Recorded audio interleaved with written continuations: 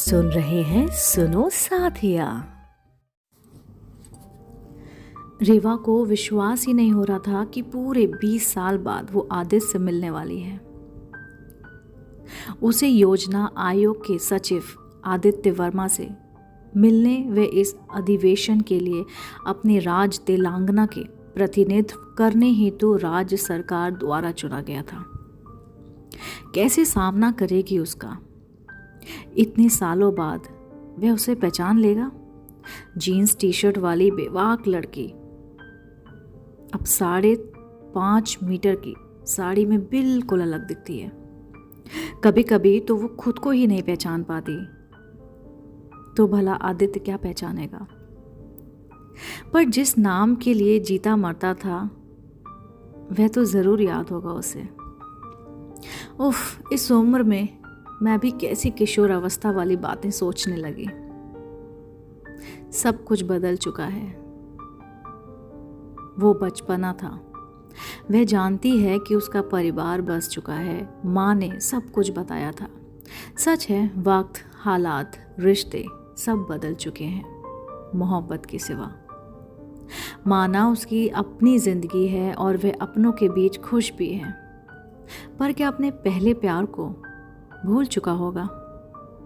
भूले बिसरे ही सही, कभी तो याद करता होगा, जैसे वह करती है। प्रेम की डाल के वह 25 सालों बाद भला कैसे मिलेंगे? क्या पहनेगी, कैसी दिखेगी, कैसे सामना करेगी उसका? बहुत सी बातें एक साथ दिमाग में घूम रही हैं। जिसे कभी सुबह और शाम होती थी, साथ साथ घर बसाने के ख्वाब सजाए जाते थे, उनकी नज़रों में सवालों के जवाब भला नज़रों से कैसे देगी? सारी बीती बातें चलचित्र की तरह आंखों में नाच रही थी। तू कहाँ जा रही है? मेरे पास आजा। देखो ना आदि, देवी माँ उस तरफ से कितनी सुंदर दिखती हैं। बुद्धू लड़की, तेरे देखने से पहले वो हमें देख रही हैं और हम दोनों को आशीर्वाद भी दे रही हैं। बस तू मेरी बाईं ओर खड़ी हो जा। दर्शन करते वक्त आदित्य उसे अपनी बाईं ओर रखता है। हर शाम कुछ ना कुछ सोच कर आता और उसकी दुनिया रोशन कर जाता। ऐसा लगता जैसे वे दोनों एक दूसरे के लिए ही बने थे। कभी मंदिर तो कभी लाइब्रेरी, यही तो उनके मिलने का स्थान था। उस रविवार की सुबह जब रेवा ने जिद पकड़ ली कि उसको वोटिंग करनी है, आदित्य, अभिषेक, रेवा और सरला चारों गंगा जी के उस पार पहुंच गए। किनारे पर बैठकर बातें करने लगे। सारे हंसी मजाक के बीच आदित्य सरला के हाथों की रेखाएं पढ़ने लगा। आप हस्तरेखा पढ़ना जानते हैं? मेरा भी हाथ देखिए ना, रेवा ने कहा। दिखाइए, देखिए, सब बता सकता हूं मैं। मुझे तुमसे कहीं ज्यादा जानता हूं। फिर भी हाथ दिखाना है तो दिखा दे। आदित्य के कहने का अंदाज ही कुछ ऐसा था कि नजरें मिला नहीं पाती। क्यों होता था ऐसा? आखिर क्या था उस गहरी काली आंखों में? चुपचाप अपनी हथेली फैलाकर बैठ गई। उसके हाथ लगते ही नजरें वापस से झुक गई। शुक्र पर्वत ऊंचा है, सेक्सी है तू। नहीं, ऐसा नहीं है। ये क्या कह दिया? शर्म से गड़ी जा रही थी। अब तो और ना निगाहें उठाती वो। धीरे से फुसफुसाई, इसमें क्या है? मैं तुझे 100 गुना ज्यादा हूं। हंसते हुए आदित्य ने उसका हाथ छोड़ दिया। वापस लौटने के लिए उठे तो बस यही गाना गुनगुना रहे थे। रहे कोई 100 पर्दे में, डरे शर्म से नजर कोई, लाख चुराए हाय सनम से, आ ही जाता है जिस पर दिल आना होता है। हाँ, उसका प्यार परवाना चढ़ चुका था। प्यार कहाँ जानता था इंसान जटिल इतना हो जाता है। इन्हें तो बस 2 जोड़ी नजर आती हैं। फरवरी की हल्की ठंड वाली दोपहर थी। सूर्य की किरणें चंचल होकर अटखेलियां कर रही थी। रेवा ने सफेद व पीले रंग का सूट पहन रखा था। आदित्य को जाने क्या हुआ, वह गंगा जल हाथ में लिए रेवा की मांग भरने लगा। मंगलम भगवान विष्णु मंगलम पुड़ी क्राश। कितना शौक था उसे शादी का। रेवा वर्तमान में जीना चाहती थी। उस प्यार को अपने पलकों में सदा सदा के लिए कैद कर लेना चाहती थी। उसे तो यकीन ही नहीं हो रहा था कि यह सब उसके साथ सचमुच हो रहा है। एक तरफ बेहद चंचल व लापरवाही रेवा और दूसरी ओर गंभीर व समझदार आदित्य की ये प्रेम कहानी जितनी रुचिकर है उतनी ही मार्मिक भी।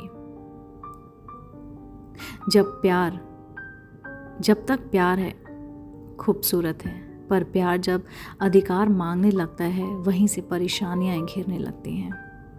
अब पढ़ाई लिखाई छोड़कर आदित्य बस योजनाएं बनाने लगता था। ऐसा क्या करें और कैसे करें कि रेवा उसे मिल जाए। कभी मंदिरों के चक्कर लगाता तो कभी उसके हॉस्टल के। उसे हर हाल में अपना प्यार पाना था। छोटी सी उम्र में बड़ी बड़ी चिंताएं घिरे रहती थीं। अब उनकी पढ़ाई खत्म होने वाली थी। रेवा अपने घर जाने वाली थी। दोनों मिलते जरूर थे पर अब खोने से डरते थे। बताना, अपने एक होने के चांसेस कितने हैं? 100%। तू अपने घर जाकर बदल तो नहीं जाएगी ना कभी? कभी नहीं। असंख्य भावुक पलों को देखने के बाद आखिरकार रेवा ने शादी करने का निर्णय ले ही लिया। आदित्य, आपके सवालों के जवाब नहीं है मेरे पास। मेरे हाथ में जो है वो मैं करूंगी। चलो कोर्ट मैरिज कर लेते हैं। कैसे कर ले यार, हमारे घर वालों को बहुत चोट पहुंचेगी। फिर भाई बात। शायद आपके घर वाले मान जाएं। मुझे पता है मेरे घर वाले कभी नहीं मानेंगे, रेवा ने बताया। अगर दुखी ही करना है तो सही है ना, मैं तुम्हें खो नहीं सकता। काफ़ी सोचने के बाद आखिरकार तय हुआ कि शादी करनी ज़रूरी है। माँ बाप हैं, कब तक नाराज़ रहेंगे, आखिर में माफ़ कर देंगे। 1.5 साल के प्यार और 1.5 महीने की चिंता के बाद आखिर वकील की सलाह से विवाह हो गया। इतनी कम उम्र में ही शादी अचरज वाली बात थी। शादी का उद्देश्य बस इस संबंध को सुरक्षित करना था और इन बातों को घर वालों से छुपाने का तय किया गया। यूनिवर्सिटी में दोनों के प्यार व शादी के किस्से जैसे जंगल की आग की तरह फैल चुके थे। 22-23 की उम्र में अकल ही कितनी होती है। दोस्तों ने चढ़ा दिया कि अब रेवा तेरी बीवी है, उसे उसके घर नहीं बल्कि अपने घर ले जा। यहीं से दोनों की प्रेम कहानी अलग मोड़ ले लिया। प्यार पर अधिकार भारी हो चला। पहले तो आदित्य के पिता को तगड़ा झटका लगा। उसे अपने बड़े बेटे की बड़ी आशाएं थी। अपनी पढ़ाई लिखाई पर भी ध्यान दो। अब तुम्हें याद है ना, IAS बनना है तुमको। सपना था तुम्हारा, तुम्हें IAS बनना और बनता देखना मेरा सपना था। जी पापा, अगर रेवा आपके सक्षण में है तो दुनिया फतेह कर सकता हूँ। आदित्य पिता पर भरोसा कर घर से निकल पड़ा। इस बीच उन्होंने रेवा द्वारा एक पत्र लिखवाया और उसके पिता के पते पर पोस्ट करा दिया।